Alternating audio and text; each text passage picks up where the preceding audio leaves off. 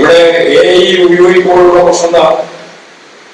കുത്തക മുതലാളിത്തത്തിന്റെ ലാഭം നേരത്തെ പറഞ്ഞ മിച്ചമൂല്യ വിഹിതം വലിയ രീതിയിൽ കൂടാൻ പോവുകയും അവർ തന്നെ പറയുന്നത് പോലെ 10-60% ആളുകളുടെ തൊഴിൽ നഷ്ടപ്പെടാൻ ഇടയാവുകയും ചെയ്യുന്ന ഒരു സാഹചര്യം ലോകത്ത് വളർന്നു വന്നാൽ വളരെ വ്യക്തമായിട്ട് ചൂണ്ടിക്കാണിക്കാനുള്ളത് ഈ ശാസ്ത്രത്തെ ഞാൻ നേരത്തെ പറഞ്ഞതുപോലെ ഉൽപാദനോപാധികളുടെ ഉടമസ്ഥാവകാശം ഈ ശാസ്ത്രത്തിന്റെ ഭാഗമായിട്ട് രൂപം കൊള്ളുന്ന ഉൽപാദനോപാധികളല്ല ഈ കോർപ്പറേറ്റുകളുടെയും മുതലാളിമാരുടെയും കയ്യിലെത്തുന്നിടത്തോളം കാലം ഈ പ്രതിസന്ധി കൂടുകയാണ് ചെയ്യുക.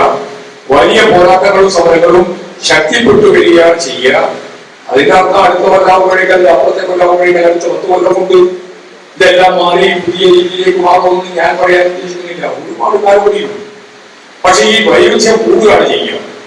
മാസ് പറഞ്ഞതുപോലെ സോഷ്യലിസത്തിലേക്കുള്ള യാത്ര ഇത്തരത്തിലുള്ള എല്ലാ തരത്തിലുള്ള അധ്വാനിക്കുന്ന ജനവിഭാഗത്തിനെതിരായിട്ടുള്ള സമൂഹത്തിന് മൊത്തം എതിരായിട്ടുള്ള കടന്നാക്രമത്തെ പ്രതിരോധിച്ചുകൊണ്ട് മുന്നോട്ടേക്ക് പോകാൻ അവരെ പ്രാപ്തമാക്കുകയാണ് ചെയ്യുക എന്നുള്ള കാര്യം നമ്മൾ AI ഉൾപ്പെടെയുള്ള കാര്യങ്ങൾ സ്വകാര്യവൽക്കരണത്തിന്റെ ഭാഗമായിട്ട് നാം മനസ്സിലാക്കാനാവണം.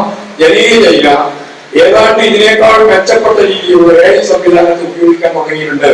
അത് പൊതുസമൂഹത്തിൽ ഉപയോഗിക്കാൻ സാധിക്കുന്ന വളരാൻ സാധിക്കുന്ന ഒന്നായിട്ടാണ് അവർ ചിത്രീകരിക്കുന്നത്. അല്ലെങ്കിൽ കുത്തക മുതലാളിമാർക്കിപ്പോ ഉപയോഗിക്കാൻ കഴിയുന്ന രീതിയിലുള്ള AI സംവിധാനം അല്ല എന്ന കാര്യം കൂടി ഞാൻ ഇവിടെ ചൂണ്ടിക്കാണിക്കുകയാണ്.